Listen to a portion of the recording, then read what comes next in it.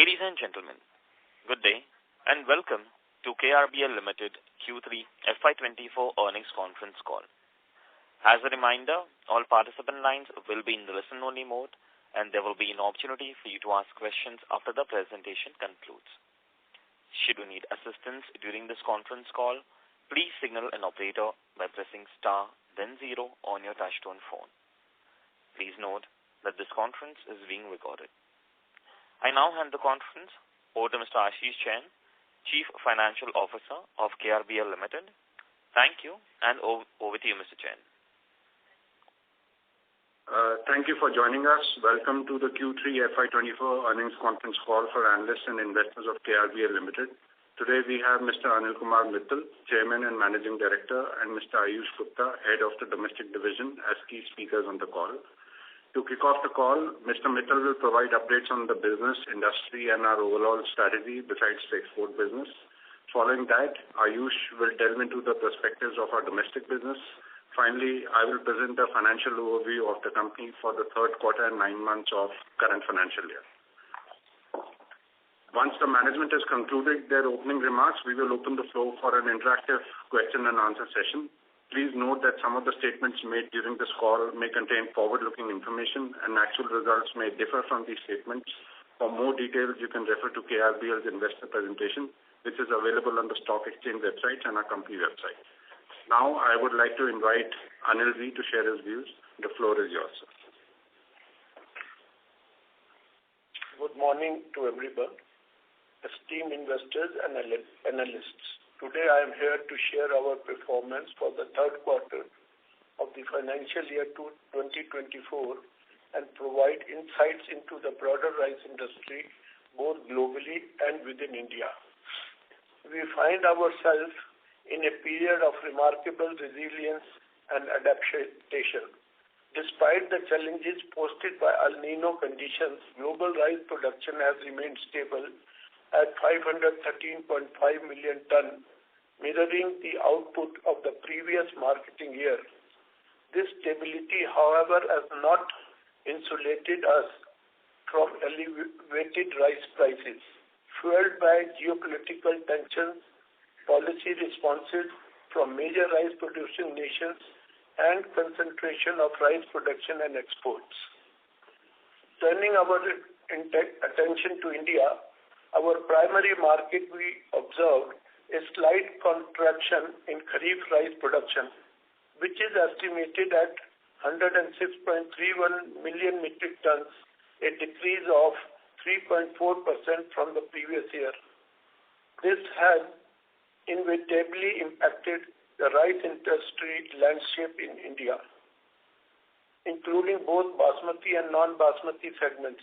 Despite these challenges, India's basmati exports have seen an 11% increase in volume in April to December 2023, reflecting the sustained high demand in international markets. Conversely, the non-basmati sector faced hurdles, notably the ban on white rice exports and the imposition of 20% export duty on parboiled rice, resulting in a 37% decrease in export volumes.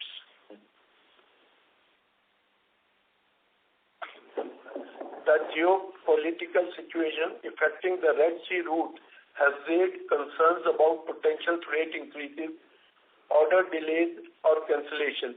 I want to assure you that we are closely monitoring these developments and have implemented strategic measures to mitigate their impact on our operation and ensure timely deliveries to our global customers. Furthermore, as you already know, the adjustment in the minimum export price for basmati rice has not bettered our export performance as demonstrated by our average realization rate, which comfortably exceeds the revised MEP threshold. On the paddy purchase front, our paddy purchase reflects a strategic approach to managing our supply chain amidst fluctuating prices and quality variations. Despite a 12.3% increase in paddy prices compared to the previous season, our agile procurement strategies have allowed us to maintain a steady supply of high-quality rice, underscoring our commitment to excellence. Owing to strong demand, we see the rice prices sustaining in the upper set period. I will now update you on our export business. KRBL export revenue was at rupees 278 crore in Q3 of 2024 and rupees 1,053 crore in 9 months period ending December 2023, a decline of 47% and 34% respectively. Performance is affected by two broad factors vis-a-vis sharp drop in sales to Saudi Arabia and fewer opportunities in the bulk rice exports. With respect to former, the suit filed by our erstwhile distributor partner in Delhi High Court has been disposed of and the matter is in arbitration. The contract with the erstwhile distributor stands terminated and we are in the process of identifying, appointing new distributor, one each for retail, online and HoReCa. I am, however, happy to report that sales to markets other than Saudi are performing well, showing a growth of around 75% over the preceding quarter. Bulk rice sale in the current year have been affected by regulatory factors. I mentioned earlier on the non-basmati side, the lack of attractive opportunities on the basmati side. However, we are continuously prospecting and should see some bulk basmati exports in Q4 24 or the first quarter of the next financial year. Looking ahead, we are excited about the progress on our expansion projects in Karnataka and Madhya Pradesh. These ventures are not just about increasing our production capacity, but also about enhancing our operational efficiency and market reach. In conclusion, while we navigate through these challenging times, our unwavering focus remains on delivering value to our customers and shareholders. We are committed to leveraging, embracing opportunities for growth and addressing the challenges head-on with resilience and strategic foresight. Thank you for your continued trust and support. I now welcome any question you may have. And I pass it on to Ayush, head of the domestic. Thank you. Good afternoon, ladies and gentlemen. I'm delighted to stand before you today to share the exceptional performance of KRBL Limited in our domestic business for the third quarter of fiscal year 2023-24. In quarter 3 financial year 24, our India market sales soared to an unprecedented 1,143 crores, marking the highest ever quarterly revenue for our India business and a remarkable 14% growth. For the first time, KRBL's domestic branded business surpassed the 1,000 crore revenue mark in a single quarter, showcasing the strength and resilience of our operations. One of the key highlights of this quarter is the achievement of our highest ever general trade market share in the packaged basmati segment. We secured a 35.9% market share in general trade, witnessing a substantial 350 basis points gain over the same period last year. Additionally, in modern trade, we reached a commendable 40.9% market share, reflecting a 100% basis points gain over the previous year. This success is not isolated, but part of a consistent growth trend in our domestic business. Over the last few quarters, we have been witnessing steady progress, with quarter 3 financial year 24 emerging as our highest ever quarter. Notably, our 9-month volume growth of 13% surpasses the FMCG industry's average growth of 5% to 7%. This achievement is a testament to our unwavering focus on brand building, guided by consumer insights and sustained media investments. Our commitment to excellence extends to our supply chain capabilities, and I'm proud to announce that significant improvements in this area have empowered us to achieve our highest ever quarterly revenue.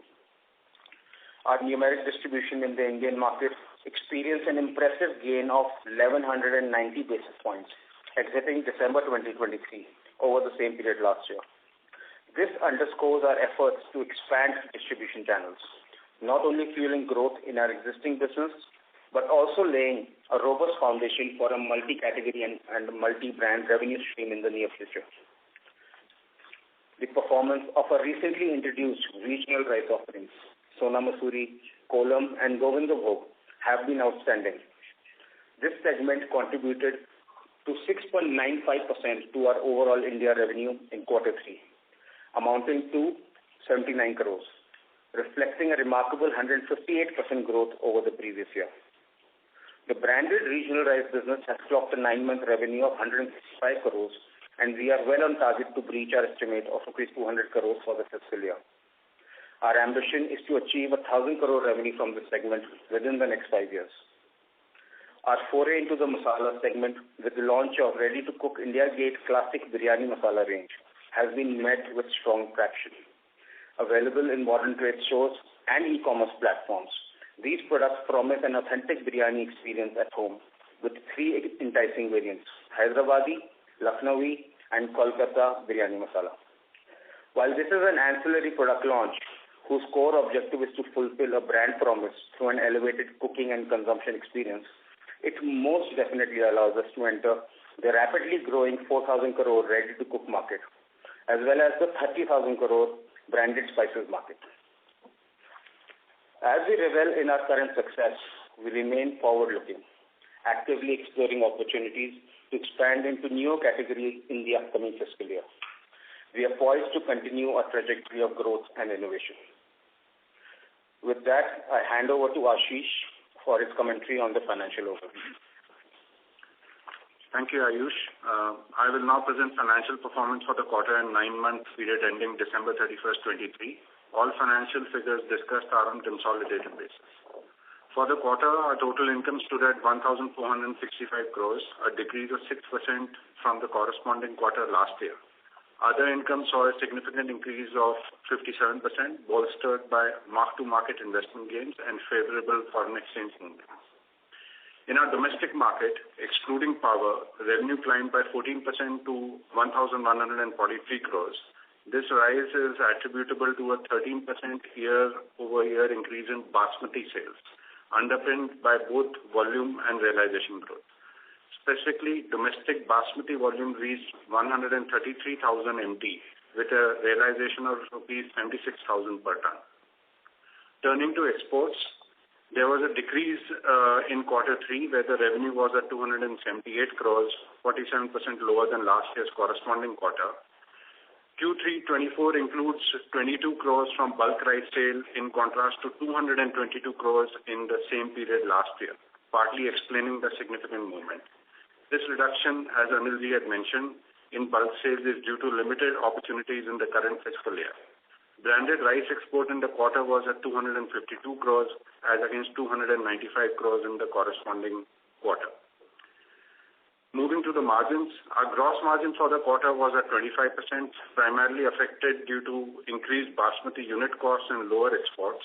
EBITDA margin also experienced a decline to 14.1% from 19.1%, largely as a result of higher basmati input costs and additional provisions, despite some offset from lower freight on sales. Finance cost for the quarter increased to 7.48 crores from 3.46 crores, reflecting higher bank borrowings during the quarter and also higher rates of interest. PAT was at 134 crores or 9.1% in margin terms compared to 205 crores or 13.2% in the same quarter last year. Comparing Q3 to Q2 of this year, our revenue from operations increased to 1,437 crores from 1,213 crores. This increase is marked by a robust increase in both domestic and export sales, which increased by 22% and 18% respectively. Q2 FY24 included a one-off write-back of provision. Adjusting for this, underlying gross margins between the two quarters are comparable and stable. For the 9-month period of FY24, total income edged up by 0.5% to 4,152 crores compared to 9-month FY23. Gross profit stood at 27%, while EBITDA and PAT were at 17% and 12% respectively. The margin contraction is primarily attributed to elevated input costs and reduced export volumes. Nevertheless, overall revenue remained stable, underscoring a strengthening domestic market amidst international market fluctuations. On the balance sheet, as of December 31st, 2023, total inventory was valued at 4,868 crores, consisting of 2,156 crores in paddy and 2,554 crores in rice. This represents an increase from the previous year, mainly due to higher per unit costs. Net bank borrowing also rose to 901 crores from 502 crores, correlating with the augmenting closing inventory. I conclude my prepared remarks here and would like to transition to the Q&A session. Please note that we will not address questions concerning the ongoing ED matters as it is sub judice. I now hand over to the moderator to begin the Q&A. Thank you. Thank you very much. We'll now begin the question and answer session. Anyone who wishes to ask a question may press star and 1 on their touchtone telephone. If you wish to remove yourself from the question queue, you may press star and 2. Participants are requested to use handsets while asking a question. Ladies and gentlemen, we will wait for a moment while the question queue assembles. Participants, you may press star and 1 to ask the question. The first question is from the line of Karan Gupta from Gavi Capital. Please go ahead. Thank you. Thank you for the opportunity and very good performance on the domestic side at least. The market share is very heartening to see. I have 3 overall questions. Number 1, can you discuss the volume growth on the domestic business vis-a-vis realization and product mix? So if we could just get some more details on that. Secondly, given the high-priced inventory that we are carrying now, what are your expectations for gross margins going forward over the next 2 to 3 quarters as well as a couple of years? And then thirdly, if you could just, if Anilji could just talk about a little bit more about the timeline for resolution of the Saudi Arabia distribution business, that would be very helpful. Thank you. Talk about the volume. So, overall, talking about the volume growth in the domestic business, so total rice, total basmati volume growth on the branded side is 6% during the quarter. And on a 9-month basis, it stands at around 13%. I'm talking about branded rice in the domestic market. I think your second question was on the impact of high cost inventory and how it plays out over the couple of quarters. So I think as Anilji had mentioned, we see the rice price continuing, and to some extent the realization even in Q3 has already been adjusted to the higher cost of both paddy and rice, and we see this sustaining. So not particularly concerned about the increase in paddy cost over the last season. Now over to Anilji for exports. Good morning to you. As far as branded business is concerned, overall in other markets we are doing good. But we have to understand that distribution channel is an asset for any company. It is not just a buyer-seller relationship. Hence, if there is any disturbance in this channel in any specific country, then it takes time for things to come back to their original position or rectification or to their normal business. There are many factors that need to be considered when setting up a new distributor line in any of the countries, especially Saudi Arabia. They have to understand the brand reputation and the image of the brand. They have also to understand and build relationship with the company management and get aligned with their thinking and business expectation. Not just market dynamics of prices and payment as we do in private trade business, private label business. Other factors play a big role in having a strong and settled distribution network. I would like to also add that there are certain markets which are quite complicated. If you look at the global market, there are very few countries which have their own label system. Except Saudi Arabia, where 80% distributor, not the business, 80% distributors are having their own brands. We were the only one brand from India who were there in Saudi Arabia, which was competing and which were giving them tough competition to the private label people or their own label people. Now it is taking time. I do realize I made a wrong decision last time by telling you that things have been finalized and Saudi thing has been done. But in such countries, we do not want to repeat a mistake, because we have done a mistake and gone into legal complication as I've told in my presentation also. So we are very cautious. We do not want, if it happens second time, then our brand and our image will get stuck. So we do not want to get stuck now. We want to flow this time so that we reach to our original levels.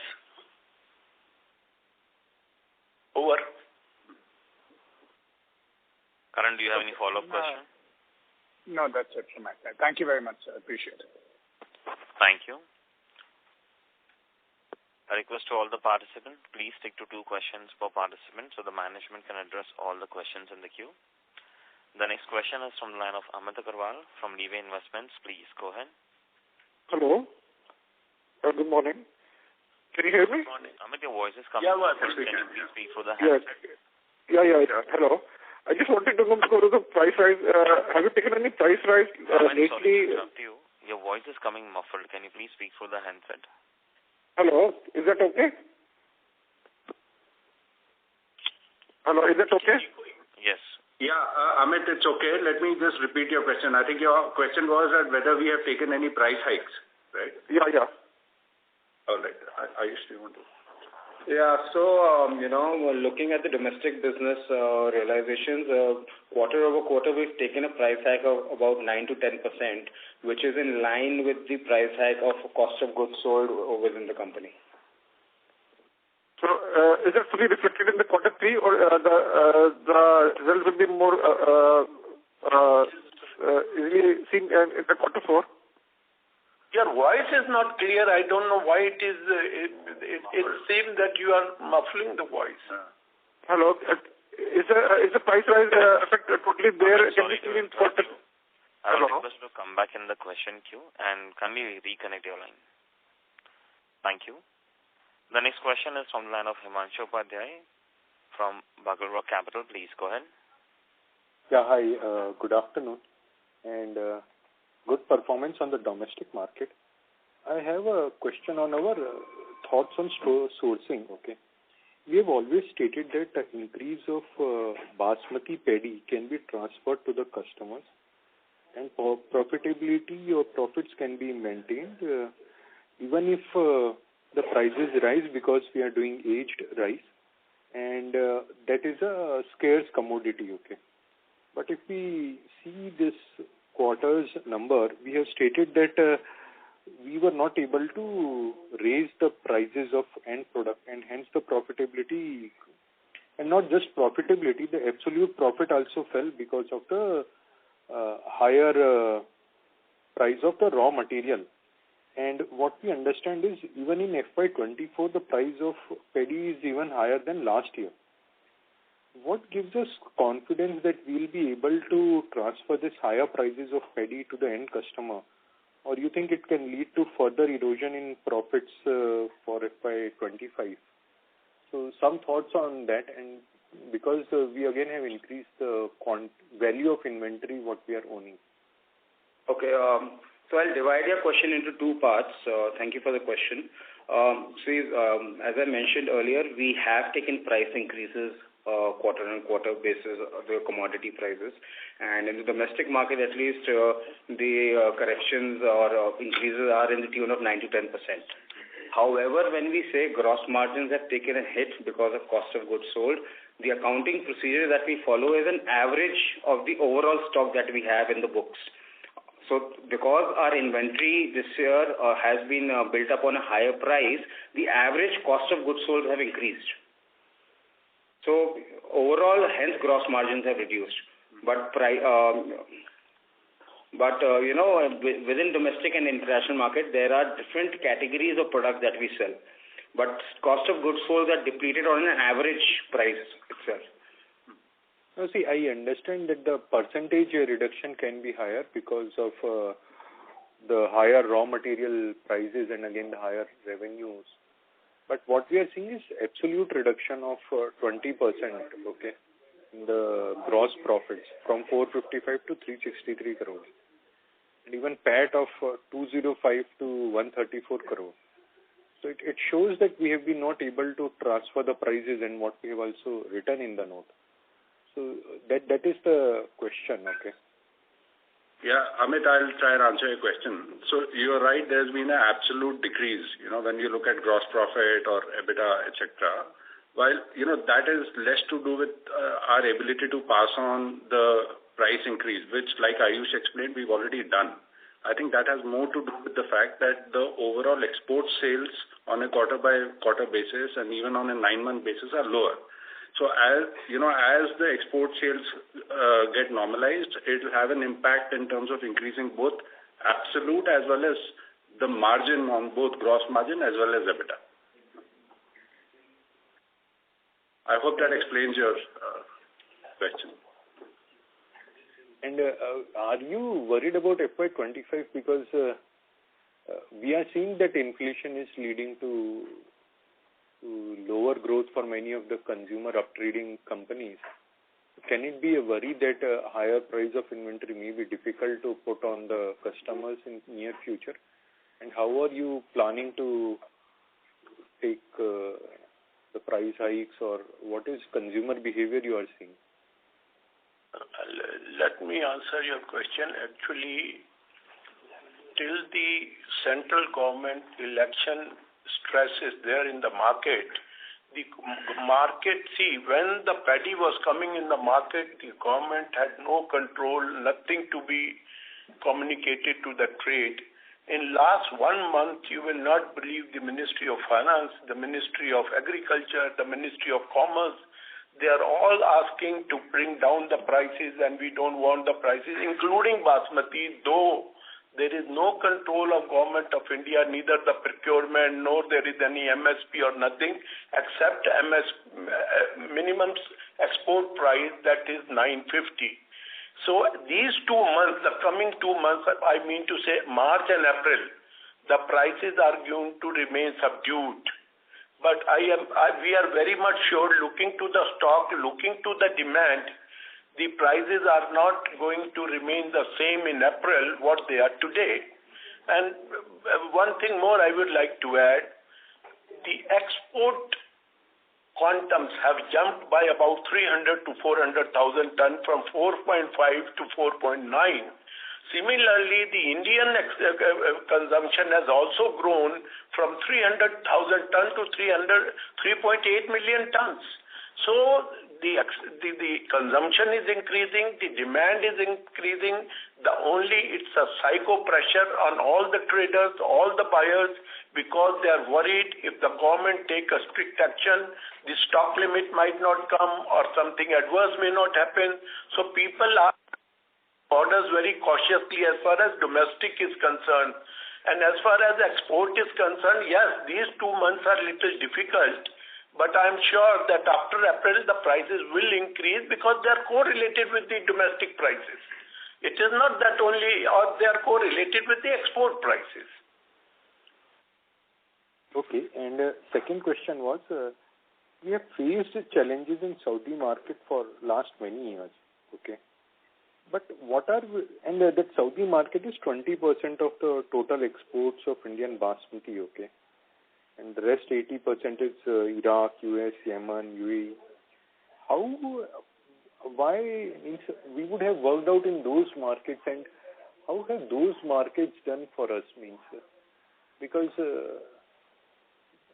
the 20% market is down, but the 80% was still open for us, okay? And we are still facing challenges, okay, for growth in export markets. And this is not first year. This is 3-4 years we have seen this challenge happening. Can you elaborate on that? Sorry, you complete your question. So my question is, how have we done outside Saudi Arabia? Okay, because Saudi is 20% market, the 80% market is outside Saudi for basmati exports. Okay. See, let me tell you, the numbers which are coming low are primarily due to two reasons. The first reason, our bulk export, there is a very big question mark, because the European business of brown rice basmati business has come to zero as far as KRBL Limited is concerned, because the prices in Pakistan are lower by $100 per metric ton. Besides that, Iran and Iraq payment problem issue and geopolitical issues due to war has restricted good and safe business opportunities. You know, there are so many people who have stuck up with their payments in Iran and at so many places. I say there are certain things, if you personally come, I can explain this business. It is not good to bring few things in public domain. If I tell you there are 5 buyers who have not received their payment for last 8 months from Iran. So these are not the things to be discussed openly. These are the things to be discussed. So first of all is the break business. You know, last year we had a break bulk business of about 100,000 ton. Now 1 lakh ton of break bulk business between a setback of about 800 crore, 8 to 900 crore rupees a year. And secondly, we are doing exceptionally well in all other countries where we are established and our brands are established. Regular orders are coming. Everything is there.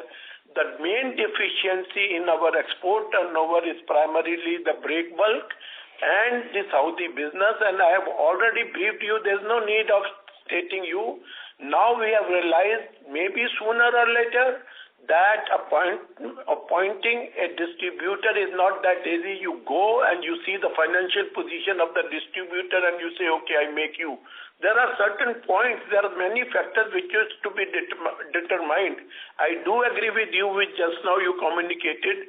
This will be my 3rd year from 1st of April 2025 for doing not good in Saudi and not able to appoint a Saudi Arabia.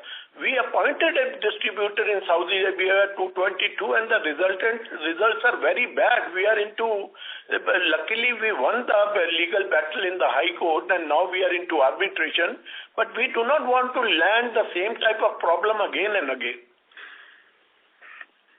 Okay. And one last question. This regional rice has grown pretty well for us, and it is now more than 5% of the revenue. How are the margins and what proportion of inventory today is non-basmati when we show the inventory value of 4,800 crores? So on the regional rice, as was planned and agreed, we had done a 200 crore target for this fiscal year, and we're right on target and we'll probably surpass that number. As far as margins are concerned, we don't have separate margin numbers at the moment for regional rice, but let me tell you that we are operating only in the premium regional rice market. So all the products that we have in the market on regional rice are aged product, similar in terms of basmati, and they garner a premium of over 5 to 10% compared to the normal varieties. So and there is also a brand premium there. So we are able to sustain our basmati margins in the regional rice space. I don't have the exact numbers, but there is no compromise on the margins when we are operating in the regional rice space. In terms of stock... I think in terms of the non-basmati inventory, the total value in 4,800 crores of non-basmati is about 110 crores. Thank you. Himanshu, sorry, but I'll request to come back for a follow-up question. I request to all the participants, please stick to 2 questions per participant and join the queue again for a follow-up question. The next question is from the line of Anuj Sharma from M3 Investments. Please go ahead. Yeah, thank you for this opportunity. I'm using little long-term data. If we look at our revenues in the past 5 years, it has increased by 32% and operating profit is flat. And if I look at pure export, it's down 24% absolute in the last 5 years. If you look at our export-focused competitors, their revenue is up between 75 to 100% and operating profit is up by 2 to 2.5x.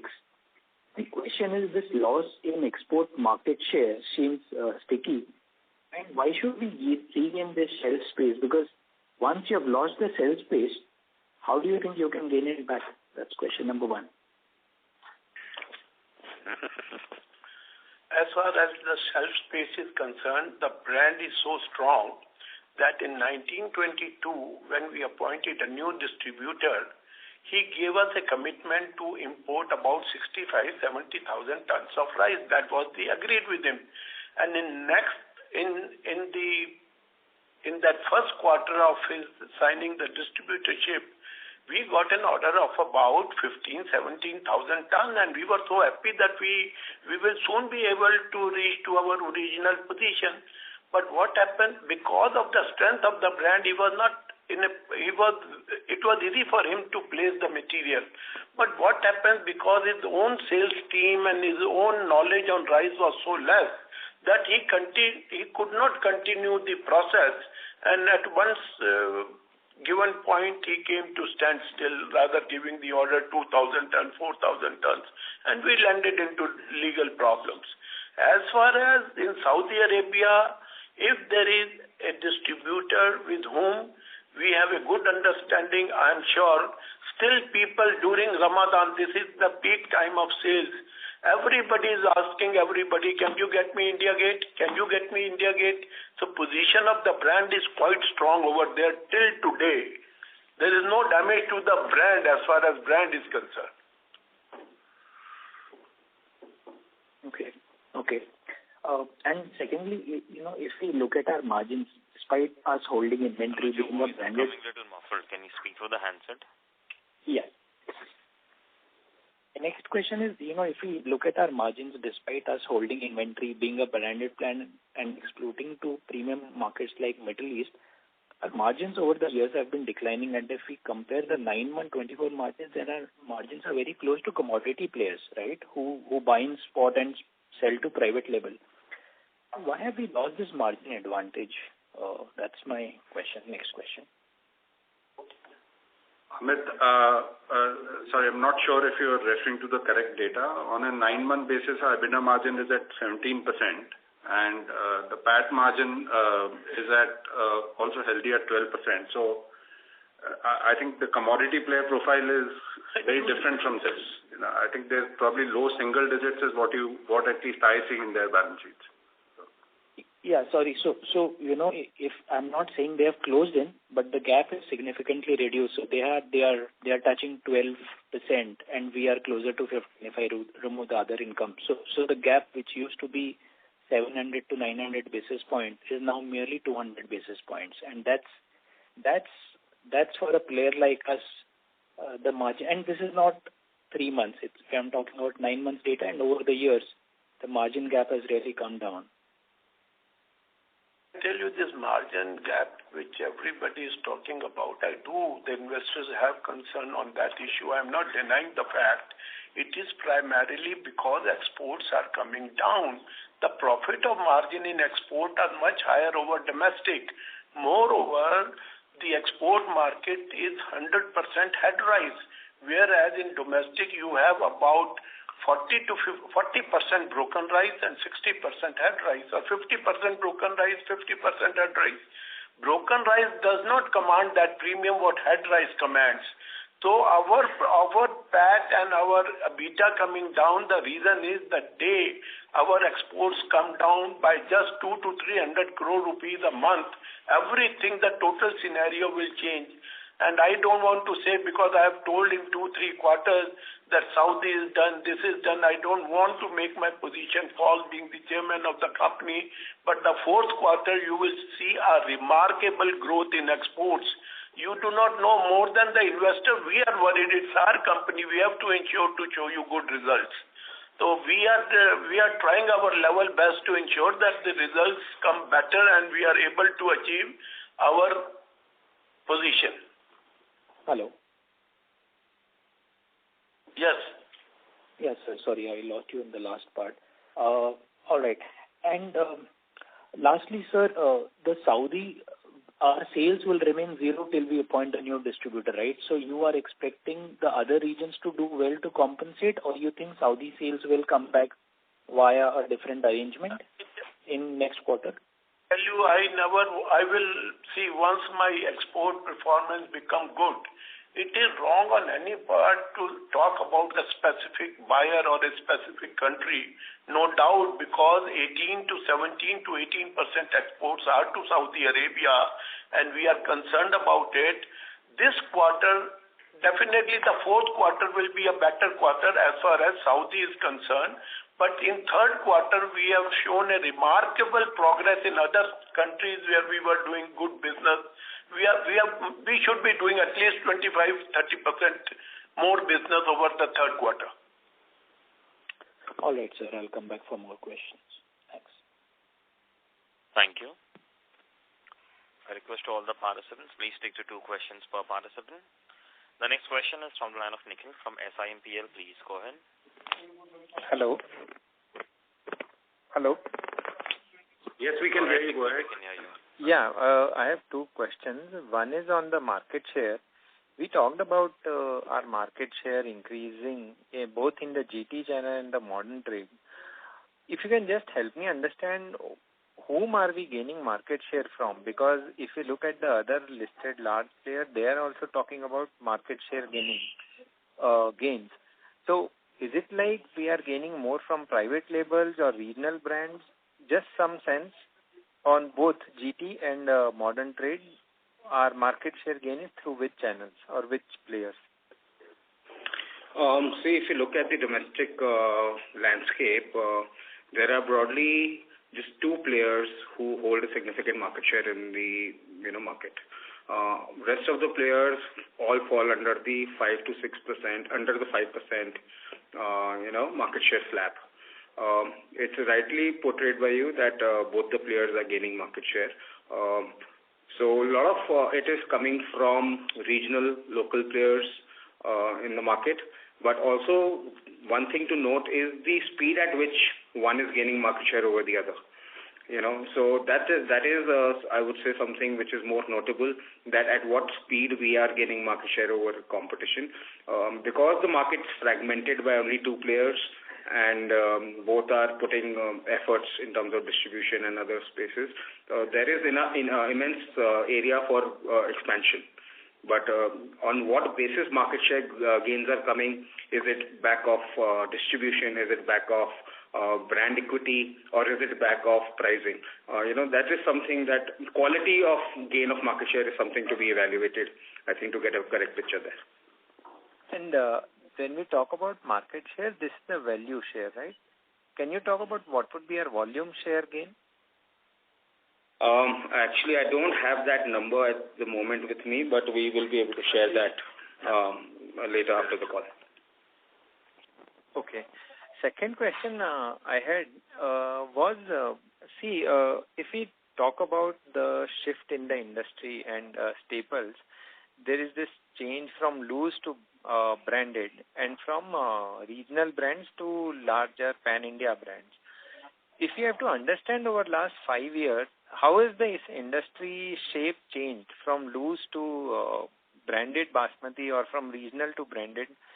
And what would be our gain versus regional brands and loose? Can you just talk about 5-10 minutes how the shape of things have changed over last 5 years?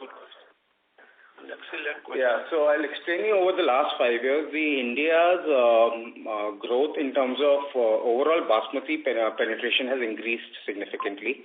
And I would say it will be between 6 to 8% year over year that India's overall basmati consumption is increasing. Mostly this consumption gain is coming on back of 2 reasons. One, that if I talk about past 5 years, almost 60% of India's basmati consumption comprised of metro cities.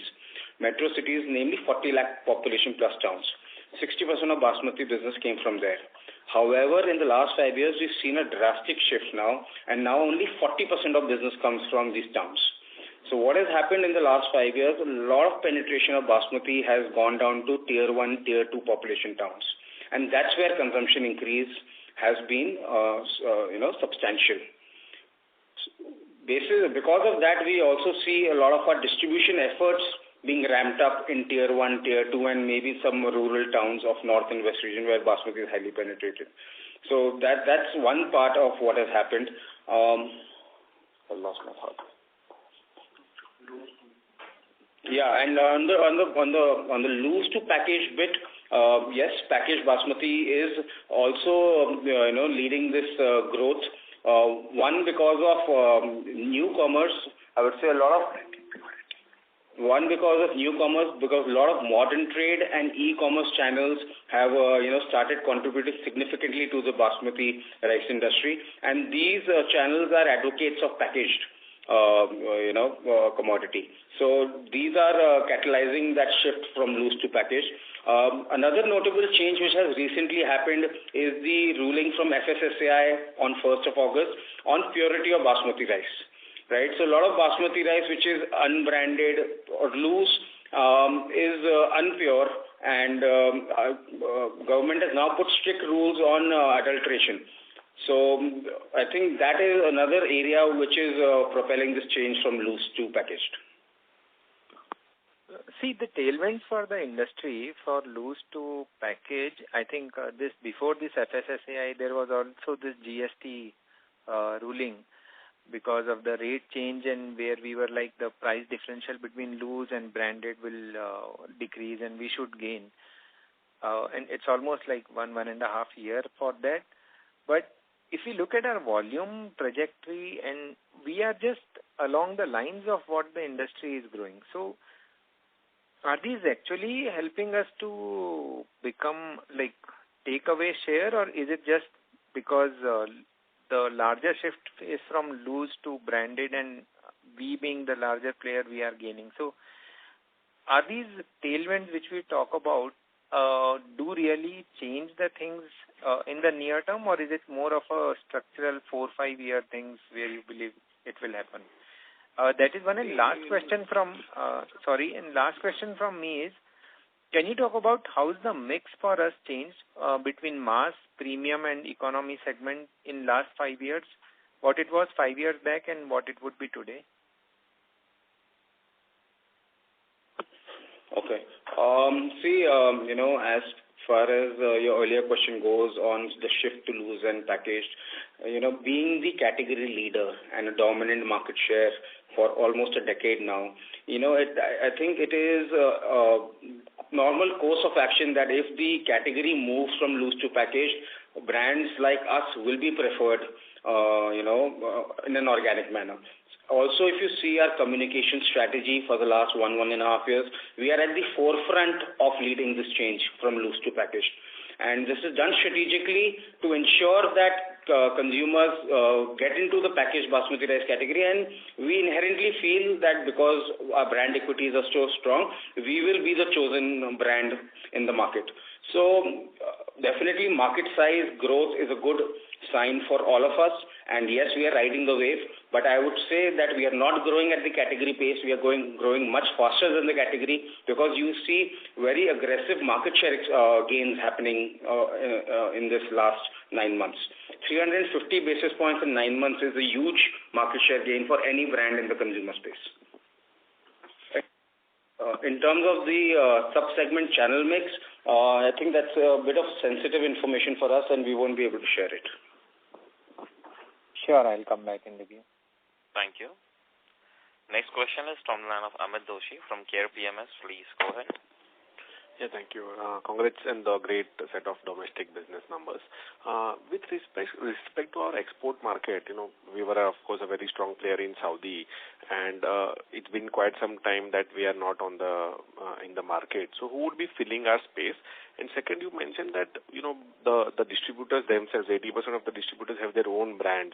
So obviously they could be selling probably more. So if we have not been able to settle with any other distributor for quite some time, so do you think it would make more sense to go direct, or is there a possibility of that sort? See, as far as filling the gap of Saudi is concerned, let me be very frank to you that it is not possible to fill in the blanks for a market which has 20% share of the total exports of the Indian basmati rice. So therefore, Saudi will remain a very prominent destination for all the exporters, especially for KRBL, because we have remained a market leader for 20 years in that market. And it is really a setback that we are also not able to evaluate what happened to our original distributor, where they went wrong.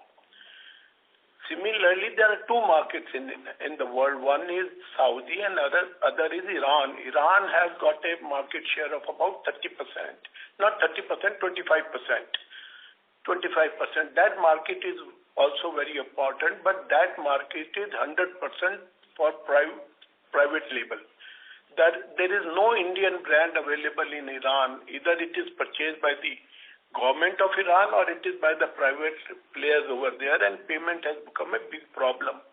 And these two problems we have to resolve. We have 100% to resolve.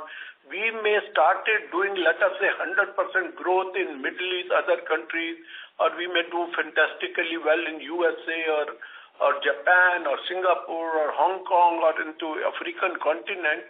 That is not going to ultimately show the correct picture or the mirror of KRBL, what we were and what we are. So we have to really do an earnest effort to ensure that these two countries should not go out of KRBL if we have to be the leaders of this market. I'm telling you the frank picture. Yeah. Okay. So is there a possibility of going direct rather than without a distributor in Saudi market? Is there a possibility? It is not possibility because there it is difficult. There are so many other difficulties. It is difficult to set up your own office, but I am quite confident. Let me tell you, I think so I will be able to more discuss on this topic after the fourth quarter. Okay. The fourth quarter will become a rear mirror. Are we going the right way or are we not going the right way? Okay. Sir, now that court has dismissed this matter and it is back to this arbitration, so can you just explain this process of arbitration in terms of timelines, how things work really now that the matter is with arbitration? The arbitration, we have also not got big experience, but as per our lawyers, it will take not less than 3 years or 4 years. It can take even more. Because there are two arbitrators, one from their side, one from our side from India, and the third neutral arbitrator is from Singapore. So it's traveling once a week, once a month, twice a month. It can take long, and they have we tried through many channels that let us sit across the table and settle this matter. But I do not know what it. See, let me tell you, when it comes to the making money by the lawyers, they always misguide their clients, because lawyers are going to make at least $2-3 million in next 2-3 years, 4 years out of this arbitration. Okay. But that doesn't stop our appointment of another distributor in Saudi. In the meantime, we have already terminated. The court has given the verdict in High Court has given the verdict in our favor. That's why they have gone into arbitration, and my agreement is very clearly, once the agreement is terminated, I am free to do and free for both Horeca as well as retail outlets. Okay. With respect to our domestic business, which is going very strong as a company, KRBL, so now that obviously because of lower export, lower Saudi market, etc., do you think we should start working on KRBL numbers with lower operating margins owing to more domestic sales, at least till our Saudi business is restored? Would that be a fair thinking? Top line. You mean lower number meaning lower operating margins? Operating margin numbers, yeah. Percentage terms. I think that's not KRBL's DNA, and if that had to be done with KRBL, we would have been doing turnovers of, I would say, more than $2 billion. But we are purely in the business of branded staples, and our main effort and investments go into creating healthy bottom lines. It's not about delivering top line. It's about creating healthy bottom lines, and I think that's the challenge any company would face in the staples space. and I think we are doing the right investments. We are putting efforts in the right direction when it comes to distribution and other GTM strategies to be able to create that equity in the market. So our DNA will always be about creating healthy bottom lines and not compromise that to deliver top line. Fair. On the slide 5, there is a mention of some additional provision. Can you clarify what provision is that? And there is also mention that there is a lower freight cost. So I'm presuming that's because of no sales to the Saudi market. Just confirming that. Yeah, so I'll answer that question. That provision is, it's a part of a policy where once the aging of certain receivables exceed a number of days, we provide for that in the books of account. So it's a standard as per policy. Yes, so you are right. The lower freight on sales is on both. One is that there is lower volume of export, and second is that even on the existing volume of export, the rates have come down as compared to last year, freight rates. Oh, okay. And what would the amount of that additional provision? Okay. Can I request to come back for the follow-up? Thank you and all the best. Yeah. Thank you. Next question is from the line of Varun Bang from Branston Investments. Please go ahead. Yeah, thanks for the opportunity and congratulations for good performance in the domestic market. So first question is on the domestic market. So as a part of our portfolio expansion strategy, we had talked about flax seeds, chia seeds, idli rava and rice flour, etc. So we had aggressive plans there. So where do we stand on those initiatives? And because we've not shared that in our PPT, so is there change in the strategy? Yeah, thank you. See, those products continue to be in our portfolio, but given India's eating habits and given India's buying capacity, some of these products or most of these products are not mass. And given that we do almost 3,500 crores of annual turnover in the domestic business, they are not sizable to the overall scale of business. While you continue to operate there, but they are not sizable to the overall scale of business. Hence, our product expansion strategies will differ going forward. And as mentioned, that we are taking some steps in that direction as our basmati business now is on a growth and upward trend. Our product expansion plans are in place, and we will be we will be updating you guys as and when we have concrete information on that front. A plan on that front. Okay. And in the modern trade, we've seen a lot of variation in our market share. So what is the reason for the same? I think in Q4 2023 it was 58%, which then fell to 29% in the last quarter. Now again it is up to 41%. So is it due to our marketing initiatives? I mean, if you can just... if you look at the data for the last couple of years, you'll see that it's a cyclical kind of a nature. That's also because the Indian modern trade ecosystem is highly fragmented with Reliance and DMart, in the ecosystem. Both of them currently contribute to 90% of overall modern trade sales. Point number one. Point number two, DMart doesn't share data to AC Nielsen. So whatever DMart sales is actually a projection of Reliance's stores in that area, and they kind of extrapolate it from there. So Reliance performance henceforth becomes an ultimate projection to the market share data, right? And Reliance currently the way of working is that they have quarterly engagements with brands, and which shows a very erratic trend in the market share. Okay, got it. And second question is on the distributors in the export market. So once any distributor is appointed, how do you manage these relationships? And what is the employee hierarchy in the export business? So I think it is Priyanka who is heading the division. So how is the hierarchy below her? And any changes that we have made in the hierarchy in the recent past, or any changes that we think we need to make?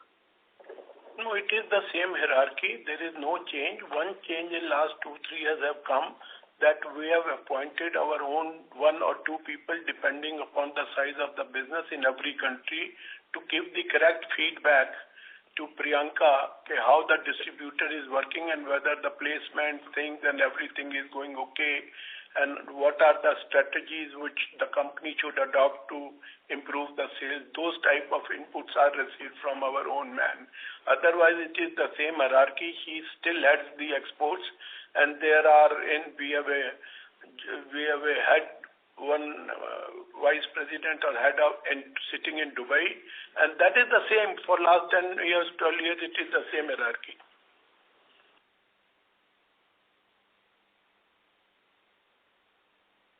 Hello? Varun, do you have any follow-up question? I'll join back with you. Thank you. Thank you. Next follow-up question is from the line of Anuj Sharma from M3 Investments. Please go ahead. Hello. Yeah, am I audible? Yes. Yeah, one is if you look at the North America and the EU market, the recent volumes and realizations have been better than. Your voice is coming muffled. Yeah, so I'm saying if you look at markets like North America and EU, the recent volumes and realizations have been better than Middle East and are becoming sizable. Historically, we have not given significant emphasis to these markets. So, any thoughts out there to these markets? Yeah, North America in last couple of years has shown a remarkable growth. And one of our competitors has got a major share of it. I would say 60% of that market has gone to our competitors because they have their own huge setup over there, and that is one reason. But as far as Europe is concerned, I think so the exports to Europe will increase because the FTAs which are going to be signed in next 4, 5 months, 6 months, I believe that instead of brown rice, white packed rice will start being exported from India to European countries.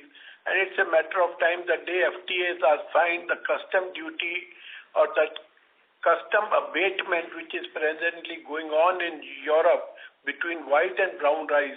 On brown rice, it is almost zero duty, whereas on white basmati rice is still 140 or 150 euros per ton. 175 euros per ton. So that is a big duty. If it goes away, then it will be a very, very big export from India. Number two, this year, Pakistan has taken away 65% market of brown basmati rice from India because on the price front.